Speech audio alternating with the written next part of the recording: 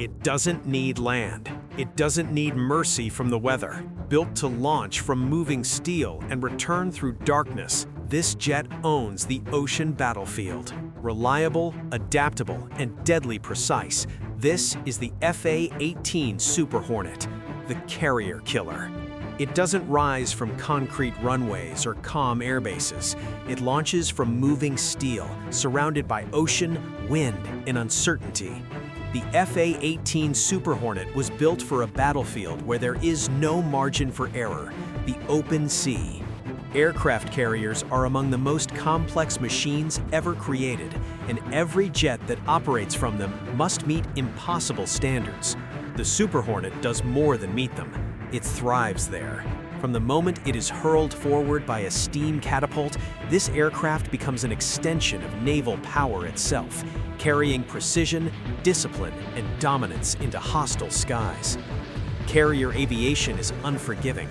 The deck is short, constantly moving, and often soaked by rain or sea spray. Launches happen at night, in storms, under combat pressure.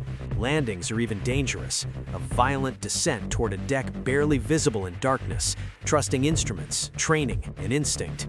The A-18 Super Hornet was designed for this reality. Its reinforced airframe absorbs the stress of hard landings.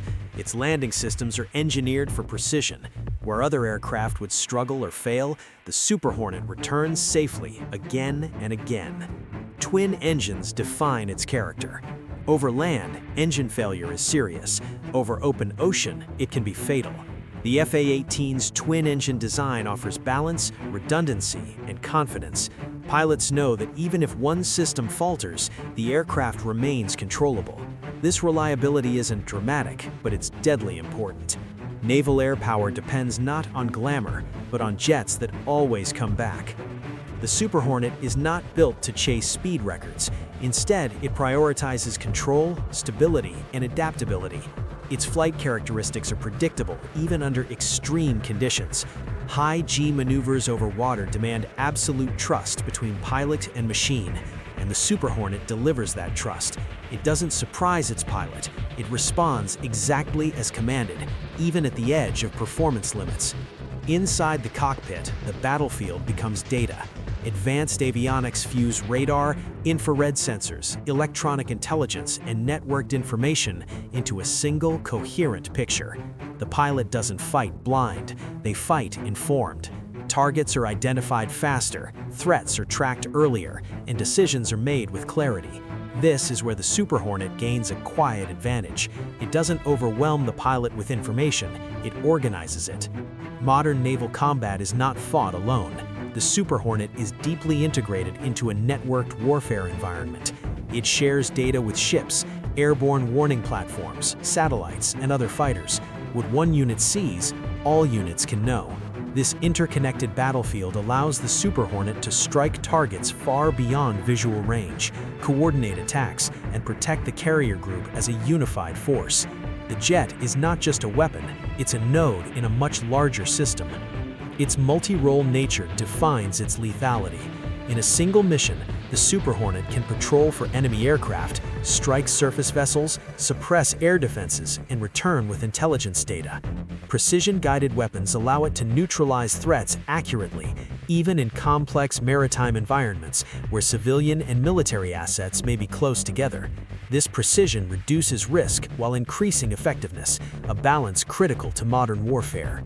Electronic warfare capabilities give the Super Hornet another layer of dominance. It can disrupt enemy radar, degrade missile guidance, and confuse targeting systems before weapons are even fired.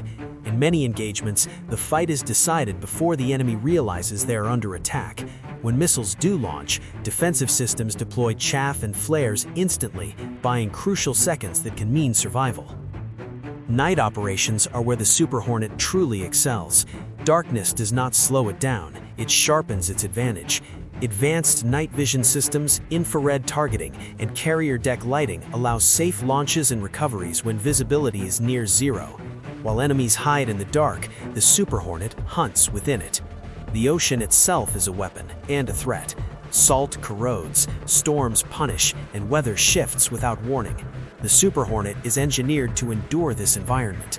Its systems are sealed, protected, and tested for prolonged maritime exposure. It operates when conditions ground other aircraft.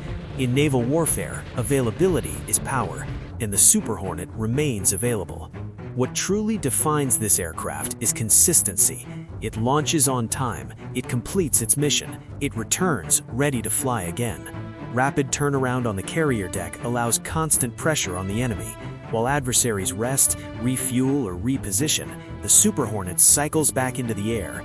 This relentless operational tempo reshapes battles without dramatic explosions or headlines. Pilots trust this aircraft because it behaves exactly as expected under stress. That trust allows them to focus on tactics, decisions, and survival. Over the ocean, there are no emergency runways, no safe bailouts. Every mission is flown with discipline, and every recovery is earned. The Super Hornet respects that reality. Its design continues to evolve. Upgrades to sensors, weapons, and software keep it relevant in an era of rapidly advancing threats.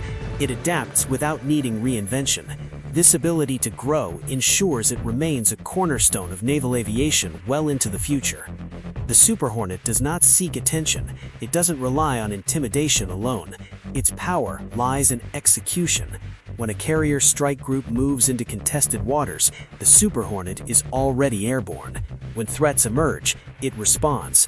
When missions demand precision, endurance, and reliability, it delivers. In the end, the A-18 Super Hornet represents something deeper than technology. It represents control in chaos, discipline under pressure, and dominance without noise. It turns floating steel into global air power. It enforces control of the seas from above, and it proves, mission after mission, that naval air superiority doesn't begin on land. It begins on the deck of an aircraft carrier.